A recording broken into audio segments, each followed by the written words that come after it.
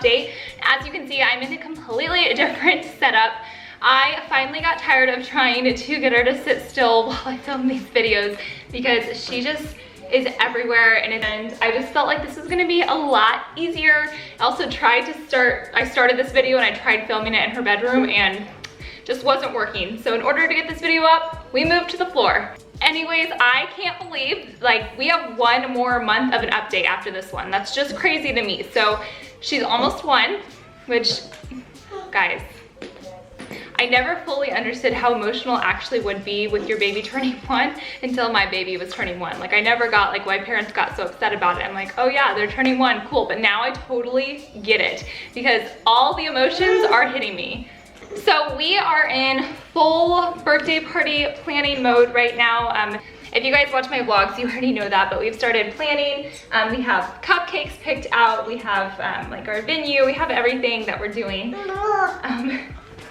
She's starting to stand. As you saw, Scarlett is still wearing her hip dysplasia brace, so she's still in her brace. She's been in this for about 5 weeks now, and she will continue to be in this. She's probably, if we don't have to move forward with a cast, which we don't want to do, but if she doesn't have to get casted and stays in the brace, she's probably going to be in her brace for a good year or so. We're just hoping that majority of that year is part-time. So if she's making progress in 2 months when we go back, and we actually go back right before her first birthday, so I guess it's not quite 2 months. So if she's making progress when we go back on, gosh, I can't remember, beginning of December, right before her birthday, then we will move to her wearing the brace part-time, so just when she's sleeping. If she's not making progress, then she will be casted. So no idea what's going on with that, and I'm not even gonna like think about that right now. I'm just gonna focus on the positives, like the birthday party planning and everything like that. We have a lot of traveling coming up, not to anywhere like super cool or anything. My family's from Kansas, if you guys are new to my channel, and so we are going back to visit them. I am flying by myself with her, which we've done this a lot of times before, so it's not like anything new to me. I have traveled with Scarlett by myself plenty of times, so it's nothing new, but it might be a little bit more challenging this time just because she always wants down. We're going back, we're flying back for about 10 days, and then when we get back, we are actually leaving 10 days later to go back to the other side of Kansas to see my husband's family. So we're driving that time. So this is gonna be our very first road trip with the baby. And we'll be vlogging it all. So if you guys haven't checked out my daily vlogs, I'll link it up here. But it's gonna be like, I think it's like a 13, 14 hour drive. I don't really know. I know to where I live, it's 16 hours, over 16 hours. So I think this one is probably about 14 hours. Either way, it's going to be ridiculously long. We're going to try to do it overnight. So my husband's just like set on driving all night long. We'll see how that goes. You know, if we have to stop and get a hotel, we'll do that, but that's the plan, just to drive overnight to help with Scarlett. I think something I'm gonna do to help with the trip, just in case she's not sleeping, is she's like going right for the light boxes. Those are pretty cool. I think I'm gonna go run out and grab her a portable DVD player or something to like hold up my iPad. So I don't know what I'm gonna get yet, whatever's easier. If you guys have a recommendation, let me know. But I am gonna do something like that to help with the car ride, just in case she does wake up, because this girl loves watching like the TV. She loves it. And you know what, I was like really like worried about it at first. Careful. I was really worried about how much she liked TV at first, but you know what? We limit it. She's not in front of it all day, so if I turn it on for 20 minutes, I don't care if she watches it. I'm completely fine with it now. I know they say no TV before 2 years. So Scarlett's probably around 20 pounds right now. We haven't been checked at all. We actually are going to the pediatrician next week. She is getting her flu shot before I do all this traveling and going back, especially to the cold, because Kansas is cold right now. We live in Arizona, so it's like still in the 90s here, and it's almost November. But I want to get her flu shot, so just in case, you know, germs at the airport and stuff like that, I don't want her getting sick. One of the big things that's been happening with Scarlett is teething, and I've talked about this, but she has her 2 bottom teeth. Those came in when she was about 7 months old, but she has popped no other teeth, but she's popping her fang teeth. So she has 2 teeth coming in, and it's so crazy because her teeth always come in at the same time. So like her 2 bottom teeth came in at the same time. Her 2 fang teeth are coming in at the same time. So I'm curious to see if all her other teeth come in like that as well. Teething has been very, very rough. There was a couple days where she would just cry in pain, and I could just tell she was in so much pain. Sorry if I keep looking over there, I'm just trying to keep an eye on her. But yeah, there was a couple days where it was really bad. Her sleeping, I wouldn't say it was like messed up. She wasn't waking up in the middle of the night or anything, but she would wake up like an hour or two into bed and just cry and cry. And I would go in there and just hold her for a second and lay her back down. Come here. And she would go back to sleep. So it wasn't like super challenging with the whole sleep issue, but she was waking up earlier too, so that was something that was just starting to like throw her routine off, but she's back to normal now.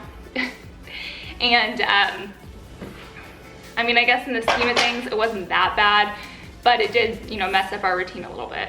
So Scarlett is crawling really well in her brace. She does wear her brace 23 hours a day-ish. She's trying to get little pumpkins. She's really obsessed with the little pumpkins right now. She'll like carry them around with her everywhere. So she loves pumpkins. She is finally really good at pulling herself up in the brace and out of the brace. It did take her a while to figure that out, but she's actually been able to stand up by herself for a good 8 to 10 seconds in the brace and out of the brace. So it seems to be the same no matter if she's in the brace or not. So she's doing really well. It is kind of hard because when she's not in the brace, she's so used to her hips being spread at a 90-degree angle that her body just moves like that now. So even if she's out of the brace, she's standing like she's in the brace. So it's gonna be a whole new adjustment to walking normal when she's out of the brace. So it's a mess, but it's all helping. It's all helping her. Another thing, which I don't think I've ever mentioned in a monthly update, but when she was born, she had a stork bite on her forehead, and then she has a little one on her eyebrow, and then she has it on the back of her head. And if you guys don't know what those are, they're basically like a temporary birthmark. And my little sister actually had it. She doesn't have it anymore. They usually fade by the age of 2. But hers is still there. However, it is starting to fade a lot. It definitely turns more red when she cries or when she's upset. Or not feeling well if she's like overheated, but it's still there, but it is much lighter. So I'm thinking it's starting to fade, which I'm kind of sad because that's just part of her, and I've always seen her with her little stork bite. So it's crazy that it's starting to go away. Scarlett went through a phase where she just wasn't talking. So she like stopped talking, stopped babbling for a good month and a half or so, but she's back at it. I can hear her now. She's saying dada, mama. I think sometimes she's mimicking other words, but I don't know. They're just babbles. But she is starting to become more vocal again, which is kind of fun because I feel like I can have a conversation with her. Scarlett's hair is getting so long. We're able to do ponytails and we're able to do pigtails. She is really fascinated with books right now. She's absolutely loving to read books. So that's been like something we do to pass the time if we need to we'll do it before she needs to go to bed, or if she's just like, if we're hitting our afternoon struggle to keep her entertained, we'll just go read a bunch of books. Scarlett's officially grown out of a lot of her clothes. I've actually had to start doing some shopping for her, which is crazy because she had a ton of stuff. But she's wearing like 12 to 18 months, if not bigger. Do you want to show them how you stand up? Show them how you stand up. Hold on to the couch. Hold on. There you go. That is a big girl. Oh, did you drop a pumpkin? So another big thing that we started doing was cutting out our formula. So she's now drinking 16 ounces of formula a day, and then the rest is either almond milk or dairy. And I am not, I'm fine giving her dairy, I'm fine giving her almond milk. I don't really have a preference, but I also want her to be used to both. Myself and my husband, we actually drink almond milk just because I have never really cared for dairy milk. I don't know, I don't like it. It doesn't taste good to me. It has nothing to do with like, I don't know, it has nothing to do with anything else except for the fact that I just don't like it. But I want her to get used to dairy milk and almond milk just in case, we're at a restaurant and they don't have almond milk or something like that. So There you go. So I am giving her both dairy and almond milk, just depending on what we have in our fridge. We actually started cutting back formula when she was about 9.5 months old. The reason we started doing that was because she was not really taking to formula anymore, and so I felt like it was time to introduce the dairy milk or almond milk. So we started doing that very slowly. I would just give her a sippy cup at lunch or dinner or breakfast or something like that, just so she could get used to the taste.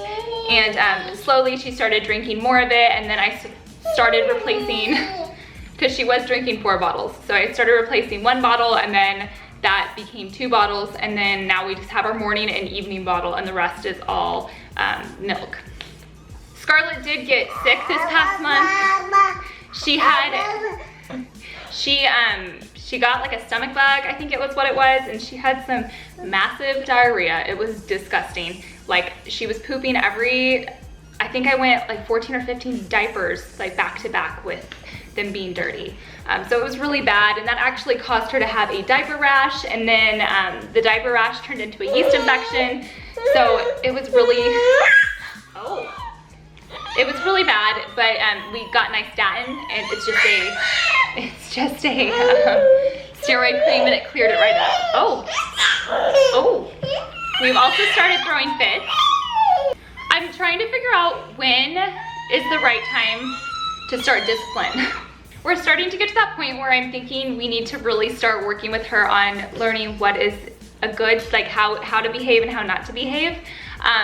So I do think discipline kind of starts from birth, or I don't know.